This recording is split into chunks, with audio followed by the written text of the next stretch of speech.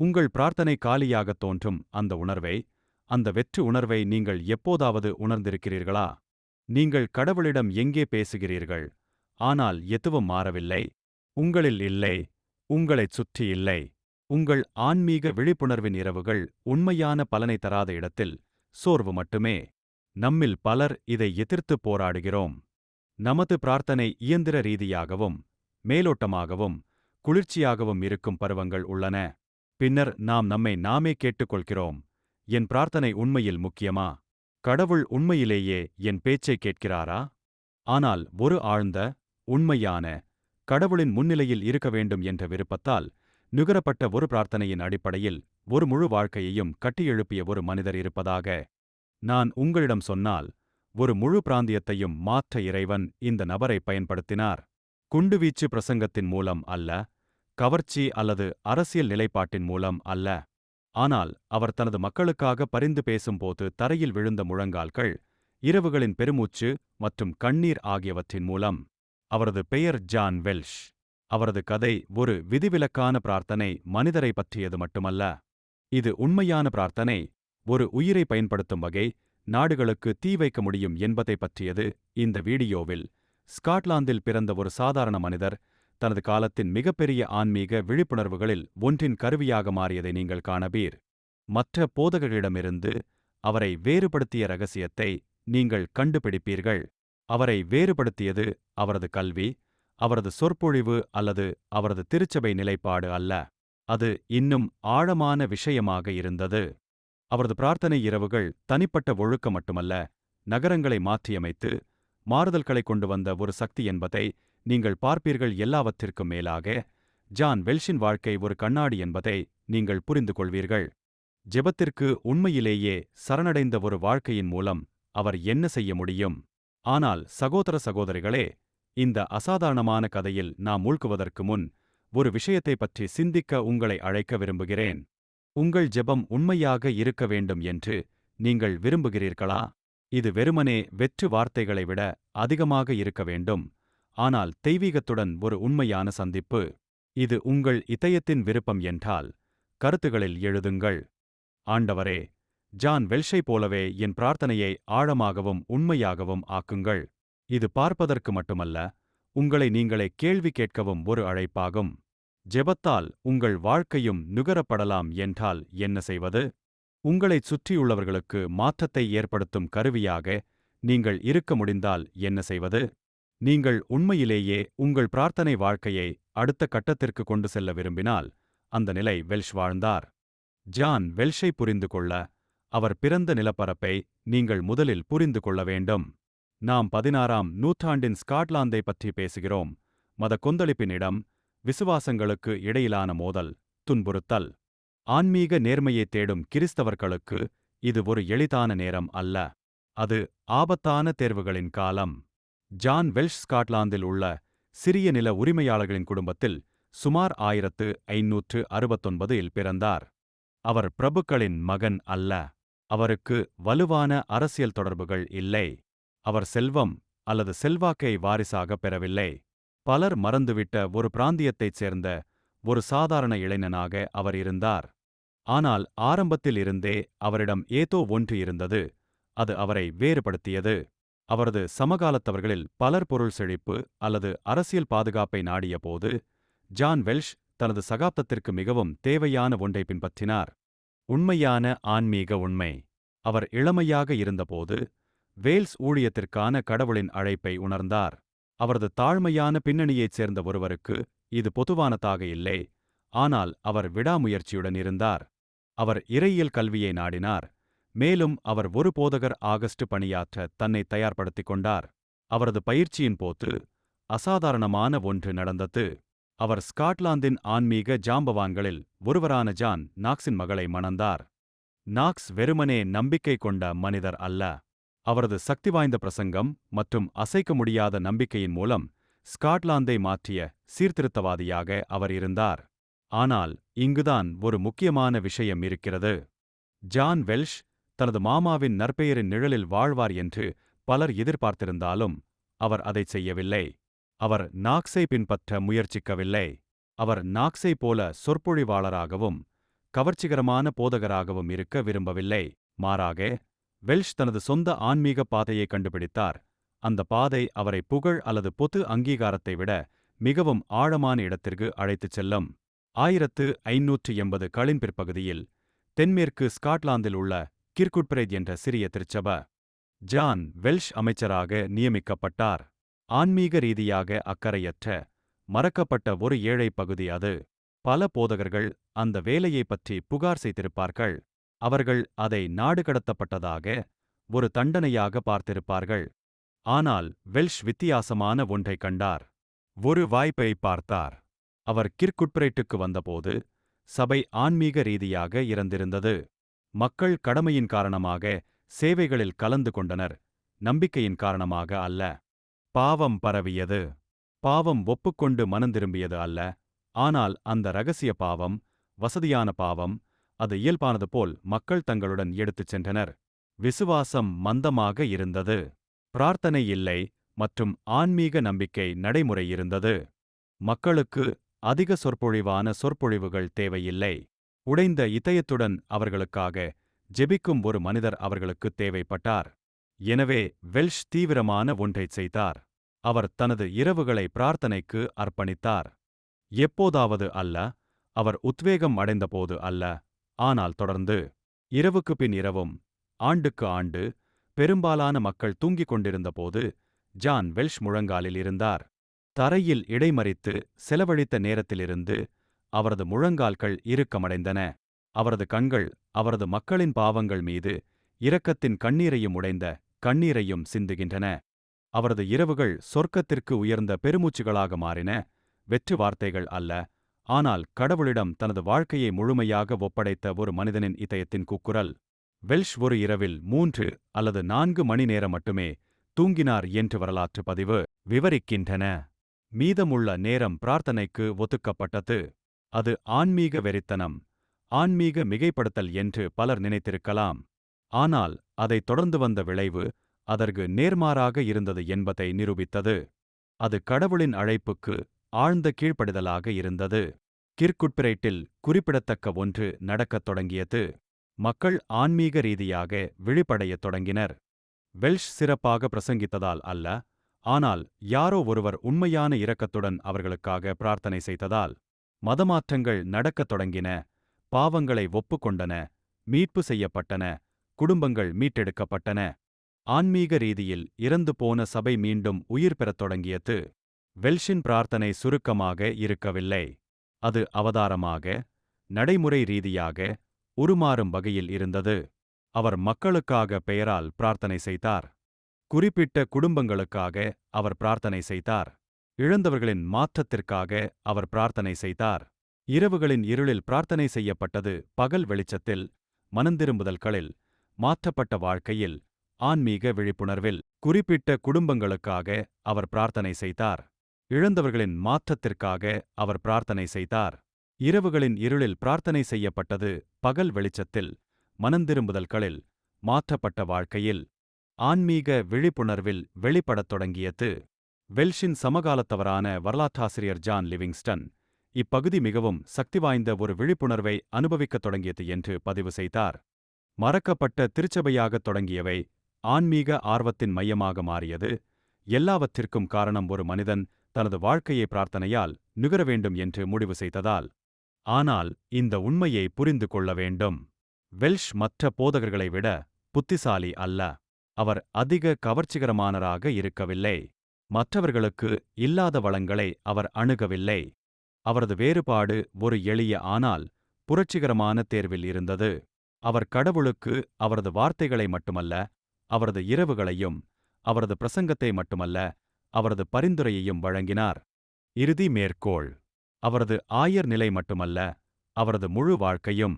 தலைமுறைகளை மாற்றிய வழிகளில் அந்த சரணடைதலை கடவுள் மதித்தார். ஆனால் கிர்குட்பிரைட் அந்த ஆன்மீக விழிப்புணர்வை அனுபவித்தபோது மிகவும் வித்தியாசமான ஒன்று நெருங்கிக் கொண்டிருந்தது. மத மற்றும் அரசியல் சக்திகள் கவனித்துக் கொண்டிருந்தன. ஆசீர்வாதமாக தொடங்கியவை விரைவில் மிகவும் கடுமையான துன்புறுத்தலால் சோதிக்கப்படும். ஏனென்றால் உண்மையான பிரார்த்தனை ஒரு பிராந்தியத்தை தீக்கிரையாக்கும்போது தீப்பிழம்புகளால் அச்சுறுத்தப்படுபவர்கள் எப்போதும் இருப்பார்கள். கிர்குட்பிரைட்டில் வெடித்த விழிப்புணர்வு ஒரு தனிமைப்படுத்தப்பட்ட நிகழ்வு அல்ல. ஜான் வெல்ஷின் பிரார்த்தனை ஆன்மீக வெள்ளக்கதவுகளைத் திறந்தது. அது அவரது சிறிய திருச்சபைக்கு அப்பால் நீண்டது. கடவுள் என்ன செய்கிறார் என்ற செய்தி ஸ்காட்லாந்து முழுவதும் பரவியது. பரிசுத்த ஆவியின் ஊற்றுதல் என்று தாங்கள் அழைத்ததைக் காண மக்கள் மைல்களும் பயணம் செய்தனர்.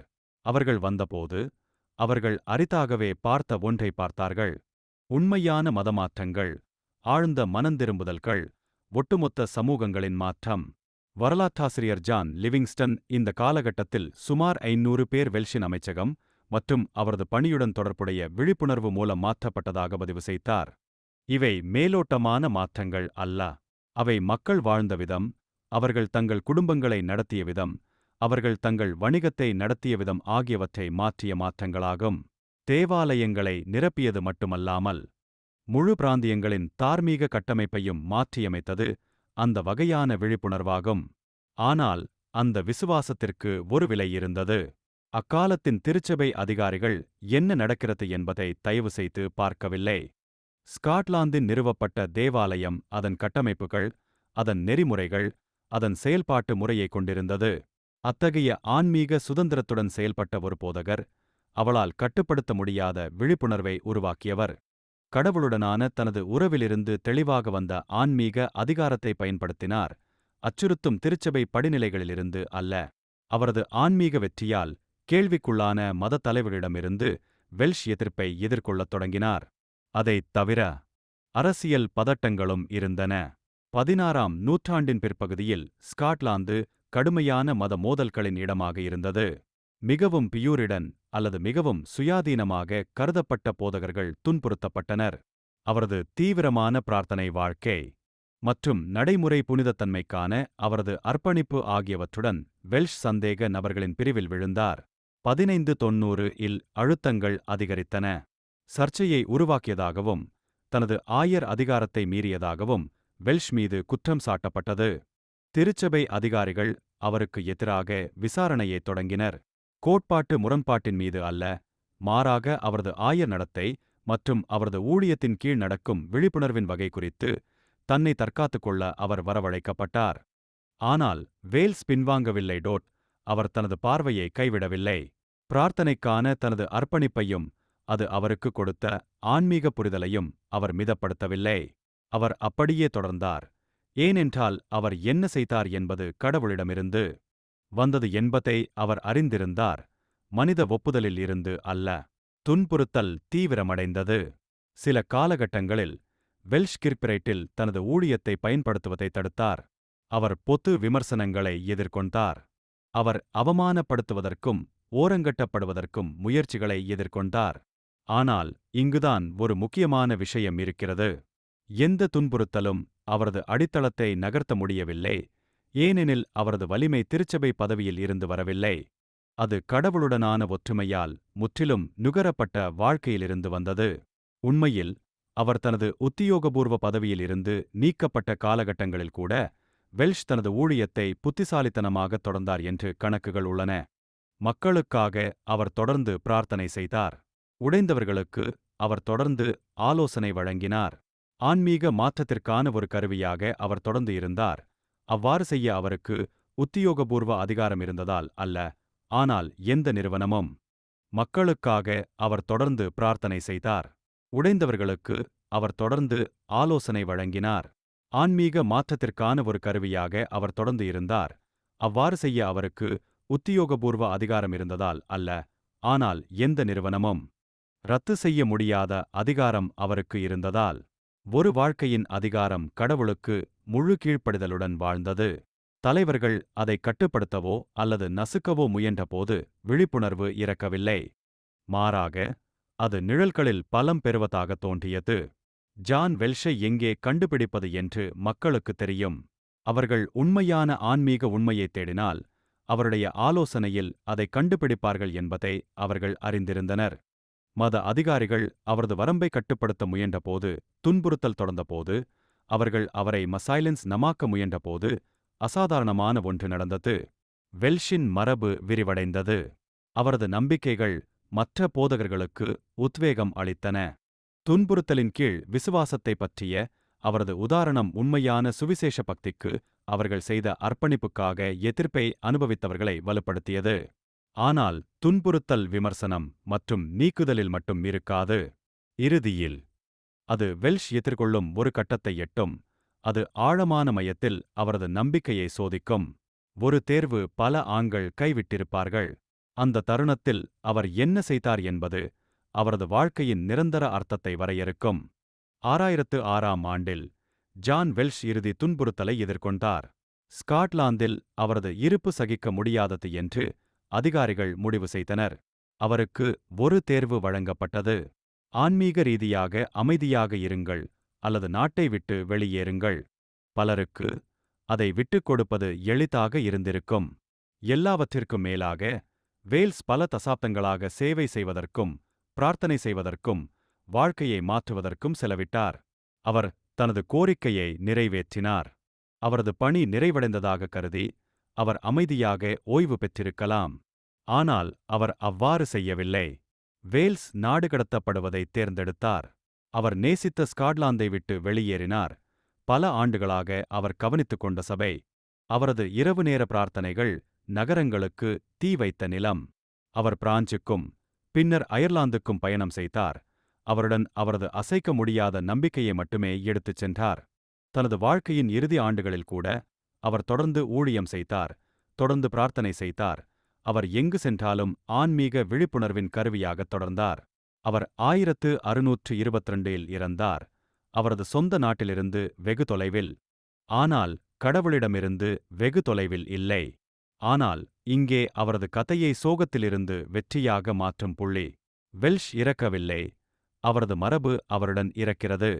அதற்கு நேர்மாறாக நடந்தது. அவரது மரணத்திற்குப் பிறகு அவரது வாழ்க்கையின் தாக்கம் தொடர்ந்து விரிவடைந்தது. அவரது முன்மாதிரியின் மூலம் கற்றுக்கொண்டவர்களை அவர் பாதித்த போதகர்கள் உண்மையான பரிந்துரையின் சக்தி அவரது பணியைத் தொடர்ந்தது. வெல்ஷ் அதன் ஆன்மீகத் தலைவர்களை ஒருவராக இருந்த தீவிர சீர்திருத்தம் ஸ்காட்லாந்தில் தொடர்ந்து பலம் பெற்றது. பல தசாப்தங்களுக்குப் பிறகு ஐக்கிய இராச்சியத்தின் பல்வேறு பகுதிகளில் வெடித்த விழிப்புணர்வின் இயக்கங்கள் வெல்ஷ் விட்டுச் சென்ற ஆன்மீகதி என் ஏவின் தெளிவான ஆழ்ந்த ஜெபத்திற்கு அர்ப்பணிப்பு, நடைமுறை புனிதத்தை பற்றிய நம்பிக்கை, ஆன்மீக பகுத்தறிவுக்கான அர்ப்பணிப்பு. திருச்சபை நிலைப்பாட்டை விட உண்மையான பரிந்துரைக்கு முன்னுரிமை அளித்த ஆன்மீகத் தலைமையின் பாணியை வெல்ஷ் உருவாக்கியதாக மத வரலாற்றாசிரியர்கள் ஆவணப்படுத்துகின்றனர். இது பிரசங்கிகள் மற்றும் ஆன்மீகத் தலைவர்களின் தலைமுறைகளை பாதித்தது. உண்மையான ஆன்மீக சக்தி நிறுவன கட்டமைப்புகளிலிருந்து வரவில்லை, ஆனால் கடவுளிடம் சரணடைந்த வாழ்க்கையிலிருந்து வருகிறது என்பதை அவரது வாழ்க்கை நிரூபித்தது. 17ஆம் நூற்றாண்டில் ஸ்காட்லாந்தில் புகழ்பெற்ற காம்பிஸ்லாங் மறுமலர்ச்சி மற்றும் பிற வெகுஜன மதமாற்ற இயக்கங்கள் உட்பட பெரும் விழிப்புணர்வுகள் வெடித்தன. மத வரலாற்றின் அறிஞர்கள் ஜான் வெல்ஷ் போன்ற போதகரிடம் தங்கள் வேர்களைக் கண்டுபிடிக்கின்றனர். அவர்கள் உண்மையான பிரார்த்தனை இல்லாமல், உடைந்த பரிந்துரையின்றி நீடித்த விழிப்புணர்வு சாத்தியமில்லை என்பதை புரிந்து கொண்டனர். வெல்ஷின் பாரம்பரியத்தின் மிகவும் நகரும் கணக்குகளில் ஒன்று அவரது சொந்த குடும்பத்திலிருந்து வருகிறது. அவரது மனைவி எல்லா நேரங்களிலும் பிரார்த்தனையில் இரவுகளை கழித்ததாக பதிவு செய்யப்பட்டுள்ளது. வெல்ஷ் தனது கணவரை முழங்கால்களில் வைத்திருப்பதை பார்த்து குளிரில் எழுந்து, ஜான், நீ ஏன் இவ்வளவு பிரார்த்தனை செய்கிறாய்? மேலும் அவர் பதிலளிப்பார், ஏனென்றால் ஸ்காட்லாந்து நரகத்திற்கு இறங்குவதை என்னால் கேட்க முடிகிறது, நான் மத்தியஸ்தம் செய்ய வேண்டும் என்றார். அந்த பதில் எளிமையுடன் பேசப்படுகிறது, ஆனால் நித்திய எடையுடன். வெல்ஷின் பிரார்த்தனையின் ஒவ்வொரு இரவையும் ஊக்கப்படுத்திய இதயத்தை சுருக்குகிறது. இது தனிப்பட்ட அதிகாரத்திற்கான தேடல் அல்ல. இது தனிப்பட்ட ஆன்மீகத்தை வளர்ப்பது அல்ல. இது நாடுகளுக்கு, மக்களுக்காக, எதிர்கால சந்ததியினருக்காக அவர் ஒருபோதும் பார்க்க மாட்டார், ஆனால் அவர்களுக்காக அவர் பிரார்த்தனை செய்தார். உங்கள் இதயத்தில் எரிய வேண்டிய உண்மை இங்கே உள்ளது. உங்களால் உண்மையில் முடியும் என்பதை வெல்ஷ் நிரூபித்தார். உண்மையான பிரார்த்தனைக்கு தனது முழு வாழ்க்கையையும் வழங்குபவர், கடவுளுடன் ஆழ்ந்த ஒற்றுமையுடன் வாழ்பவர். அந்த நபருக்கு தேசங்களின் போக்கை மாற்றும் சக்தி உள்ளது. இது மட்டும் உண்மையல்ல, ஆனால் கடவுளின் கைகளில் ஒரு கருவியாக இருக்கிறது. இன்று அவர் இறந்து 400 ஆண்டுகளுக்கு மேலாக ஜான் வெல்ஷ் புராட்டஸ்டன்ட் கிறிஸ்தவ வரலாற்றின் ஆன்மீக ஜாம்பவான்களில் ஒருவராக நினைவு கூறப்படுகிறார்.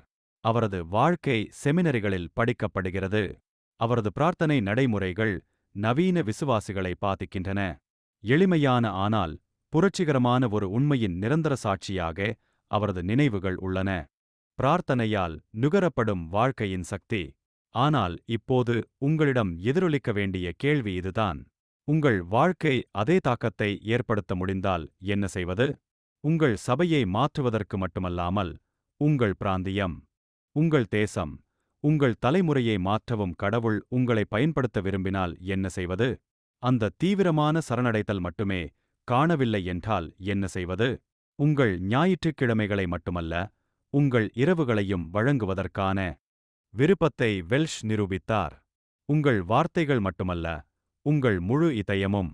ஜான் வெல்ஷின் கதை ஊக்கமளிப்பது மட்டுமல்ல, சவாலானது. இது நமது மந்தமான தன்மையை வெளிப்படுத்துகிறது. இது நமது முன்னுரிமைகளை கேள்விக்குள்ளாக்குகிறது. நம்மில் பெரும்பாலோர் ஒருபோதும் கருத்தில் கொள்ளாத ஒரு அளவிலான கடவுளுக்கான அர்ப்பணிப்புக்கு அது நம்மை அழைக்கிறது. மேலும் இது நாம் ஒன்றாக ஆராய வேண்டிய முடிவுக்கு நம்மை கொண்டு வருகிறது. ஜான் வெல்ஷ் புகழைத் தேடவில்லை. பொது அங்கீகாரத்திற்காக அவர் நீண்ட காலம் காத்திருக்கவில்லை. வரலாற்றில் ஒரு பெயரை விட்டுச் செல்லும் வகையில் அவர் தனது அமைச்சகத்தை உருவாக்கவில்லை. அவரது நோக்கம் என்ன என்று அவரிடம் கேட்டால், அவரது பதில் எளிமையாக இருக்கும்.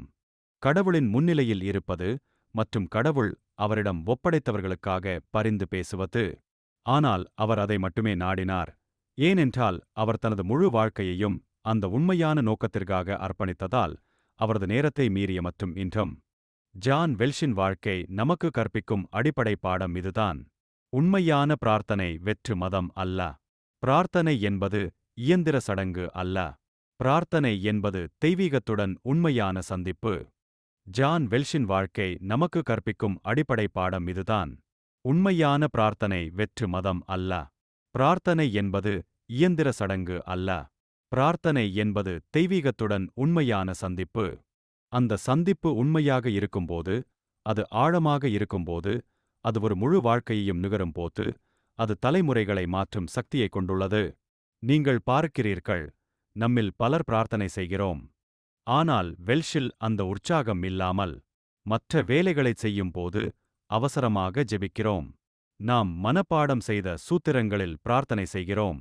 கடவுள் உண்மையில் விரும்புவதை நமது முழு இருதயத்தையும் வழங்குவதற்கு பதிலாக. ஆனால் வெல்ஷில் அந்த உற்சாகம் இல்லாமல், மற்ற வேலைகளைச் செய்யும்போது அவசரமாக ஜெபிக்கிறோம். நாம் மனப்பாடம் செய்த சூத்திரங்களில் பிரார்த்தனை செய்கிறோம். கடவுள் உண்மையில் விரும்புவதை நமது முழு இருதயத்தையும் வழங்குவதற்கு பதிலாக. அது கடவுளுடனான ஒற்றுமை. எல்லாவற்றிற்கும் மேலாக, நீங்கள் ஒற்றுமைக்கு முன்னுரிமை அளிக்கும்போது, முற்றிலும் சரணடைந்த ஒரு வாழ்க்கையில் கடவுள் என்ன செய்கிறார் என்பதன் பலனாக ஆசீர்வாதங்கள் இயற்கையாகவே வருகின்றன. ஏன்? ஏனெனில் அவரது மகிழ்ச்சி, அவரது வலிமை, அவரது அடையாளம் ஆகியவை பதவிகளுடனோ அங்கீகாரத்துடனோ பிணைக்கப்படவில்லை. அவர்கள் கடவுளுடன் மட்டுமே பிணைக்கப்பட்டிருந்தனர். இன்று நாம் நமது சொந்த வாழ்க்கையை பார்க்கும்போது, ஏனெனில் அவரது மகிழ்ச்சி, அவரது வலிமை, அவரது அடையாளம் ஆகியவை பதவிகளுடனோ அங்கீகாரத்துடனோ பிணைக்கப்படவில்லை. அவர்கள் கடவுளுடன் மட்டுமே பிணைக்கப்பட்டிருந்தனர். இன்று நாம் நமது சொந்த வாழ்க்கையை பார்க்கும்போது, நம்மை நாமே ஒரு நேர்மையான கேள்வியை கேட்க வேண்டும். நான் உண்மையில் எதைத் தேடுகிறேன்? நான் மந்திரி வெற்றியை நாடுகிறேனா? நான் ஒரு நல்ல கிறிஸ்தவனாக அங்கீகரிக்கப்பட விரும்புகிறேனா? நான் பொருள் சார்ந்த ஆசீர்வாதங்களை நாடுகிறேனா? அல்லது நான் உண்மையில் எதை தேடுகிறீர்களோ அது உங்கள் வாழ்க்கை உற்பத்தி செய்யும் கனியை தீர்மானிக்கும். எல்லாவற்றிற்கும் மேலாக, நீங்கள் கடவுளுடன் ஒற்றுமையை நாடினால், உங்கள் வட்டத்தையும், உங்கள் சமூகத்தையும், இறுதியில் உங்கள் தேசத்தையும் மாற்றுவதற்கான வாய்ப்புகளை. ஆனால் நீங்கள் அதிகாரம், பதவி அல்லது அங்கீகாரத்தை நாடினால், அவை வரும்போது அவை காலியாக இருக்கும். ஆன்மீக மாற்றத்திற்கான கருவியாக இருக்க உங்களுக்கு உத்தியோகபூர்வ நிலை தேவையில்லை என்பதையும் ஜான் வெல்ஷின் வாழ்க்கை நமக்கு கற்பிக்கிறது. அவர் ஒரு சாதாரண திருச்சபையில் ஒரு சாதாரண போதகர். ஆனால் அவர் ஜெபத்தின் மூலம் தனது வாழ்நாள் முழுவதையும் கடவுளுக்கு அர்ப்பணித்ததால் பிராந்தியங்களை மாற்ற கடவுள் அவரை பயன்படுத்தினார். அதாவது உங்கள் வேலையில், உங்கள் குடும்பத்தில், உங்கள் நண்பர்கள் வட்டத்தில், உங்கள் சமூகத்தில் உங்களுக்கு அதே வாய்ப்பு உள்ளது. நீங்கள் விழிப்புணர்வுக்கான கருவியாக இருக்க முடியும். மற்றவர்களுக்கு இல்லாத சில அசாதாரண பரிசுகளை நீங்கள் பெற்றிருப்பதால் அல்ல. ஆனால் உங்கள் வாழ்நாள் முழுவதும் வெல்ஷ் வழங்கியதை கடவுளுக்கு வழங்க நீங்கள் தயாராக இருப்பதால், பிரார்த்தனை விதிகளை மாற்றும் நபராக நீங்கள் இருக்கலாம். நீங்கள் இதேபோன்ற ஒரு பாரம்பரியத்தை விட்டுச் செல்ல விரும்பினால், உங்கள் வாழ்க்கை உலக சாதனைகளுக்காக அல்ல, ஆனால் உங்களைச் சுற்றியுள்ளவர்களை மாற்றிய கடவுளுடனான ஆழமான உறவுக்காக நினைவுகூரப்பட வேண்டும் என்று நீங்கள் விரும்பினால், வெல்ஷ் செய்ததை நீங்கள் செய்ய வேண்டும். உண்மையான ஜெபத்தில் உங்கள் வாழ்க்கையை நுகருங்கள். அது சிக்கலானது அல்ல. இது எளிதானது. ஆனால் அது உங்களிடம் உள்ள அனைத்தையும் கோருகிறது. இப்போது, நாம் முடிப்பதற்கு முன், இந்த கதை உங்கள் இதயத்தை தொட்டால், ஜான் வெல்ஷின் வாழ்க்கையால் நீங்கள் சவால் செய்யப்பட்டிருந்தால், உங்கள் பிரார்த்தனை அவரைப் போலவே உண்மையானதாகவும் சக்திவாய்ந்ததாகவும் இருக்க விரும்பினால், எங்கள் சிறப்பு பொருள் மின் புத்தகம். ஜான் வெல்ஷின் வாழ்க்கையால் நீங்கள் சவால் செய்யப்பட்டிருந்தால், உங்கள் பிரார்த்தனை அவரைப் போலவே உண்மையானதாகவும் சக்திவாய்ந்ததாகவும் இருக்க விரும்பினால், எங்கள் சிறப்பு பொருள் மின் புத்தகம். பிரார்த்தனையின் சக்தி. ஜான் வெல்ஷின் வாழ்க்கையிலிருந்து நீங்கள் கற்றுக்கொண்ட அனைத்தையும் நடைமுறை யதார்த்தமாக மாற்ற உதவும் சக்தியுடனும் ஆழத்துடனும் எவ்வாறு பிரார்த்தனை செய்வது என்பதை காட்டும் ஒரு முழுமையான வழிகாட்டி. ஜான் வெல்ஷ் வாழ்ந்ததைப் போல வாழ கடவுள் நமக்கு தைரியம் அளிக்கட்டும். கடவுள் உங்களை ஆசீர்வதிப்பார்.